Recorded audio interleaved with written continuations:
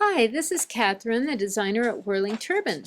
I want to talk to you today about the difference between a couture or movie star fit and an off-the-rack standard or even substandard fit. Here's Susan Hayward, mid-century, in a couture dress. Like most movie stars, this dress will fit her and her alone, and it fits her like a second skin. It's so flattering and so sexy. Here's an example of an off-the-rack fit. Notice how the manufacturer is cheating by just making a big bump in the middle of her chest. The bump starts clear down above her waist and goes all the way to the top of the dress. Okay, here's Susan again. Look at her waist. Now follow her rib cage up to just under her bust. See how the dress goes in right underneath her bust. It follows the contour of her bust to the apex of her bust, and then it goes in above her bust to the top of her chest. Now look at Miss Brand X again.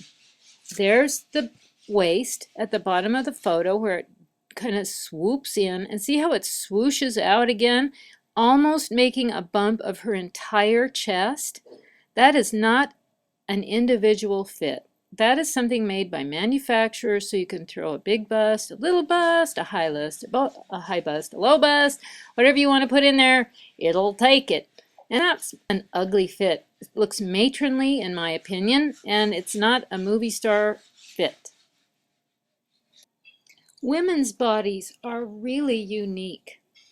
This chart shows posture only and how a woman of the same measurements and same size can look different, so different, just because of the way she stands. This shows someone with their head forward, their shoulders forward, a deeper arch in her back, hips thrust sort of forward. Here's an example of how a mass-produced dress is cut.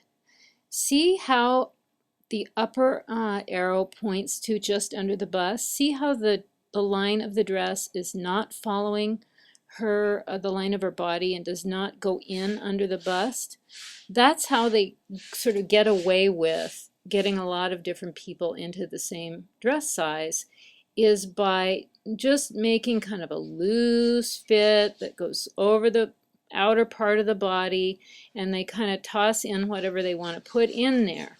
But that is not going to give you that movie star fit where the lines of the dress follow the lines of your own body.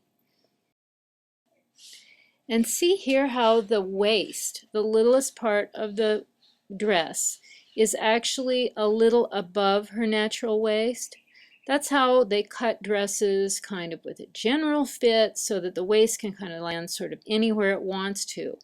But that will get a lot of people into the dress, but it won't give you that red carpet or old Hollywood glamour look. Okay, so here's a really cute girl. She's a model, of course, and she's in a pose that sort of accents her waist and conceals from you the fact that this dress doesn't fit at all. Her pose also creates the illusion that everything's dreamy here, but look at how that that sort of diagonal wrinkle from her armpit points down toward her waist, and how blousy it is under the full part of her bust. That's just a big lump where they can put any size bust, and that is not a good fit, and it's not going to be pretty in person. Okay, so here's our friend again. And see how where the arrow's pointing, it's just this general bump that starts at her waist with no definition of her breast whatsoever. This is a slim girl, and look at how matronly the cut of this dress is making her look, just so that this manufacturer can make a dress that'll fit a million girls, whether their bust is high, low, big, large, small, etc. So how do we do it? How do we get that couture fit that I'm talking about, that personal fit? Well, here you see about, I don't know, 8 or 9 of our custom-made dress forms. We have probably 25 of these. And we start with a dress form that is close to a certain body shape, and then we actually pad it to later, greater or lesser extent, depending on what we need for each person. But we actually make the dress form, the contours of the dress form to match the customer's shape, and then we build the dress right onto that form. Here you can see how we pad a dress form. We've taken an existing dress form that we have here, and we want to change it now because we want to make it to match different customers. So we're adding Dacron here and cross-stitching it on. Here we're cross-stitching the Dacron onto the form.